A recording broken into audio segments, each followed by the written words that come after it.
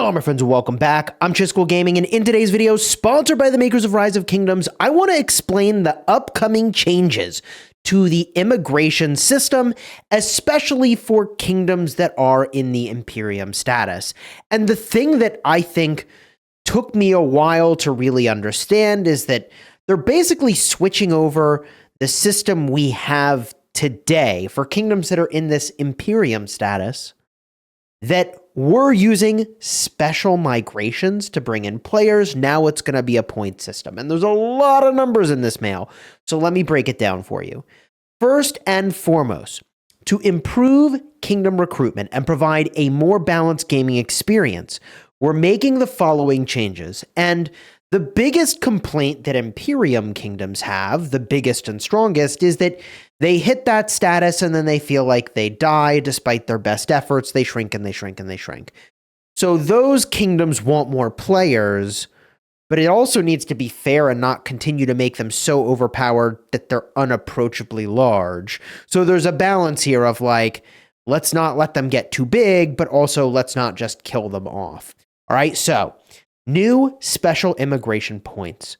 Rules for special immigration application and approval remain unchanged, except that there will no longer be a special immigration quota. Special immigration will instead cost special immigration points, with the cost dependent on the power of the player coming in. So today, if you weren't familiar, if your kingdom flips to Imperium status, so you can zoom all the way out, and you can see that my kingdom actually did here for one reason or another. Okay? If you flip to this status, you're constrained on bringing players in. All right. And if you're not familiar with Imperium, anyone who is more than 35 million power can no longer come to a kingdom flagged as Imperium. It's the 24 most powerful kingdoms in Season of Conquest that get flagged this way. And the kingdom power is equal to the total power of the top 300 governors in that kingdom. And governors with over 150 million power, for the purpose of this calculation, are calculated at 150 million power. So you're not like catastrophically punished for having a high power player when it comes to your kingdom's Imperium status. You still get ranked based on that power for matchmaking, as I understand it, all right? And if I make my way over to the Lost Temple, which is here, we can go into the settings, we can go into immigration, and you can see we have 3 special immigration chances. It's these chances that are getting replaced. So these are accumulated month over month in which you haven't used any of them.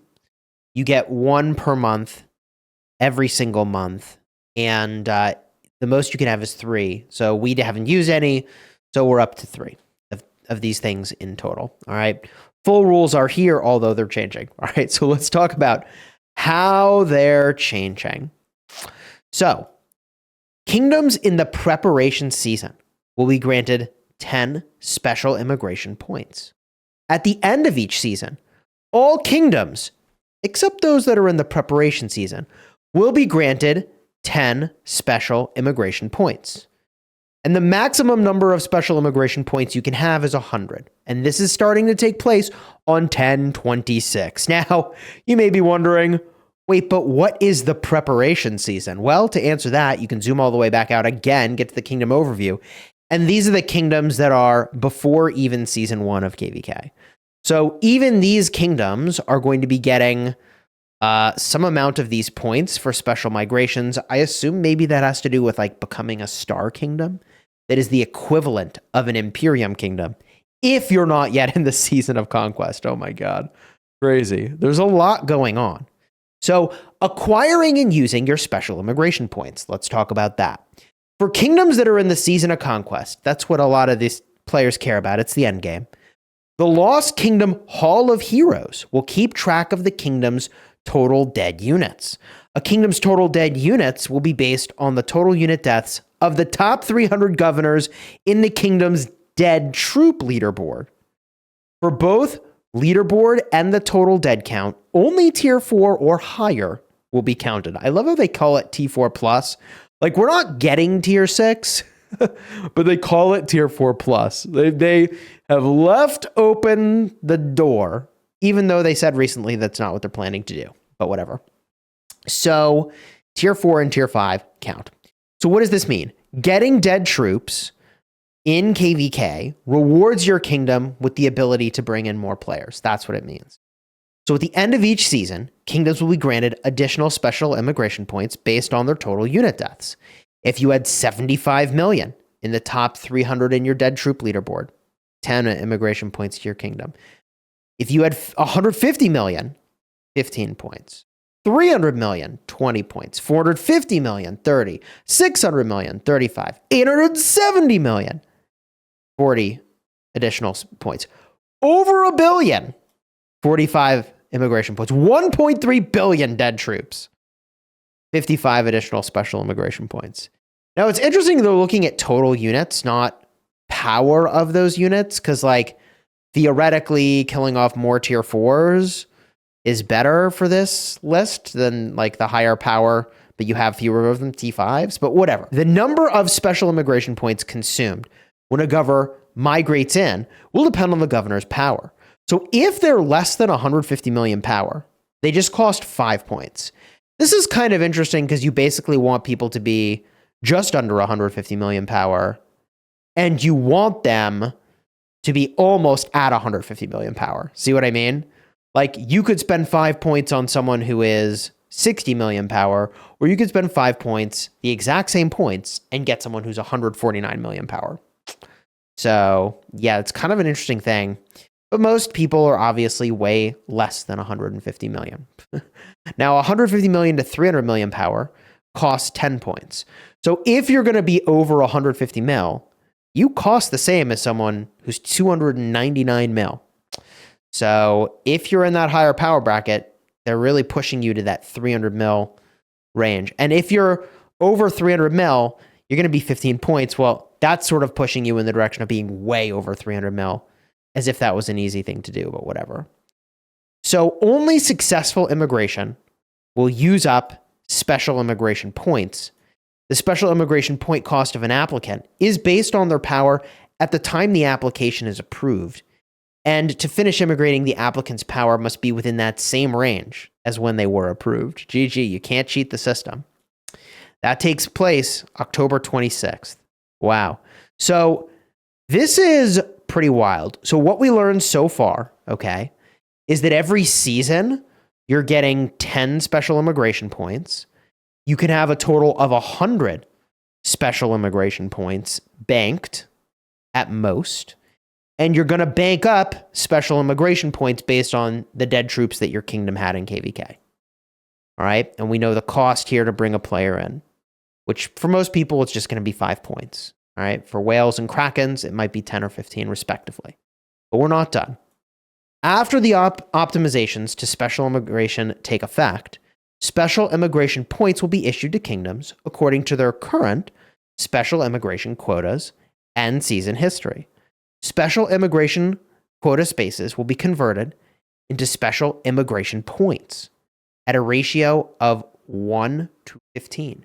So I think that means for every special immigration you have now, remember our kingdom has 3, you get 15 special immigration points. So we're going to have 45. That's very good. Initial points will be issued based on each kingdom's current season and lost kingdom status. All kingdoms are going to get 10 base special immigration points. Kingdoms not in their first season of conquest will be granted bonus points based on the total unit deaths from, wow, look at this, the first of the year to when these took effect. The top 300 governors in their lost kingdom death leaderboard. That's very interesting. For both the leaderboard and the total death count, only tier 4 plus will be counted. I feel like our kingdom's just going to be at the cap of 100. And like any big fighting kingdom, moderate fighting kingdom should be there if they have these saved up, 3 especially. If a governor received approval for special immigration but did not finish immigrating before these changes take effect, the special immigration point cost for their immigration will be based on their power at the time of their immigration. Wow. So this is a big change to the way that migration works. It feels much more lax than the current system. You can do more, like much, much, much more. And they're seeding kingdoms with a lot of these to work with initially, I think. So it seems like a positive change if we want to continue to enable the biggest kingdoms in the game to be the biggest kingdoms in the game. Yep. Lost Kingdom domain adjustments. For kingdoms that are not in their first season of conquest, the max governors for each domain will be reduced from 800 to 899 to 600 to 650. These changes take effect in the Season of Conquest stories that open for registration after October 26th at 0 UTC. So this, I think, is a great change. It's a step in the right direction, one that I'd love to see go further, but I think there are probably kingdoms that make it so they can't go further. And basically, if your kingdom is big enough, you need to register the players for KVK that are actually going to be in KVK so the game knows how to matchmake with your kingdom and understand really its size and can compare easily to other kingdoms, okay? And the thing that's interesting about this that I think is good is that most kingdoms only have one alliance. Rarely is there two. And if you had two full alliances, we're talking about 300 real players and the rest are farms. So even in a two alliance kingdom, which most kingdoms are not these days, we're talking about 500 plus players that you used to have to register that were like farms. So it's rise of farms battling is what it really was. And that can spiral out of control where kingdom leadership says, hey, only farms fill these rallies, only farms fill these garrisons, which like, it gets really weird and it's a battle of farm attrition as much as possible. Taking it down to only 600, which is, a 25% reduction, is certainly a step in the right direction, with probably without hindering the big kingdoms still a bit for being able to be very large and have 600 players that they could bring in. Technically, it's an upwards of 650, right? So I think this is a good change, especially if you view it as like a drop from 900 down to 650. Technically, it's 899, but whatever. I think this is a very good change. I would like to see this number go much lower, but I think it's not really fair to be like, yes, KVK registration is 300.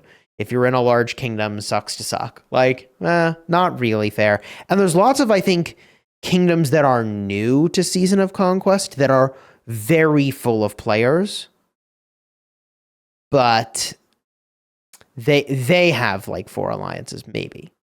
And for those kingdoms, it'd be very awkward if that number became much lower. It basically would kill those communities.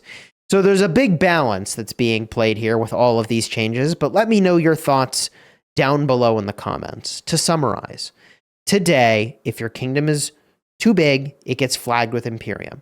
If you're in that Imperium status, you have to do special migrations to bring people in. Today, it's with special migration chances. In the future, it will be with special immigration points. I think it's easier to get special immigration points than it was immigration chances.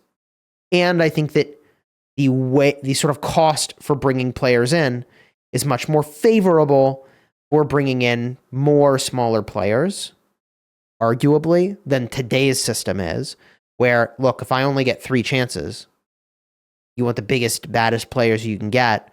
Well, the alternative in the new view of the world is that you could have 9 players that might not be quite as powerful, but like there's still an upwards of 150 mil. That ain't bad, So I think this is a favorable system for large kingdoms. Call me crazy, but I think that is true. If you enjoyed the vid, throw a like on here, subscribe to the channel. Thank you again to the makers of Rise of Kingdoms for sponsoring today's video and explanation. I might have messed something up, to be perfectly honest, because I know there's a lot of new stuff in here, and it took more than one read through for me to be like, okay, I think I got what's going on at this point. But let me know down below in the comments if you have a different interpretation of anything here. And in case you missed my live stream yesterday, with 2489 battling in Kingsland. That was kind of a fun stream, little unhinged. Cardinal P in the end screen. Alternatively, if you want to see my Zenith push, I got the theme. Hey, yo, it was not cheap, but I got this theme over here. Boom. You want to check out the stream? Enter the Zenith Panic Room. Cardinal P right over here.